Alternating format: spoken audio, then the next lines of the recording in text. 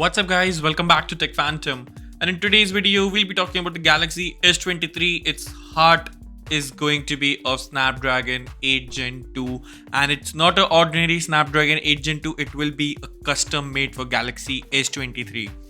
Now talking about it, it's going to make or break the feature of the Galaxy S23 lineup, and we also have some incredible capabilities alongside the Qualcomm X Snapdragon Samsung, as it will be coming with the secrets at which have been discussed about the GPU and the CPU gains for the processor. And talking about it, that it will be coming with the specific camera ISP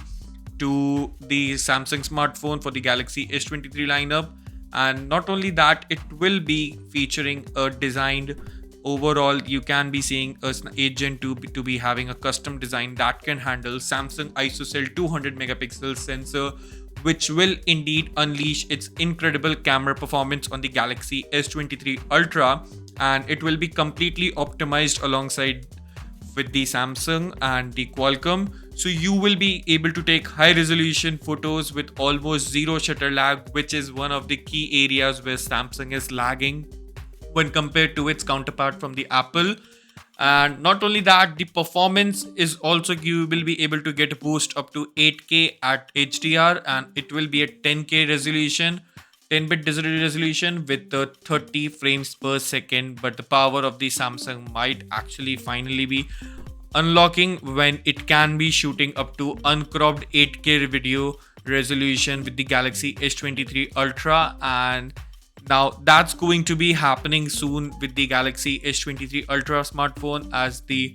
new ISP suggests that it is not more than an ordinary update, but it's going to be a smarter upgrade for the Galaxy S23 Ultra with the Qualcomm Snapdragon 8 Gen 2. Now, apart from that, what we also know about this smartphone is that the pricing is again not going to change much for the phone, and we can expect this smartphone to be launching again at $1,200 or the $1,200 in your region in USA, and depending upon that you can do the conversion for your regions too. Well, there are also slight chances that the S23 and the 23 Plus will be seeing a slightly price reduction, as it has performed not so well in the past for the Galaxy S22 and the S22 Plus, which is again we have to see and wait for the official launch happening in January. Now, if you like this video, do consider subscribing to our channel Tech Phantom and hit that bell icon so you never miss an update from us. Thanks for watching, and I'll see you in the very next one.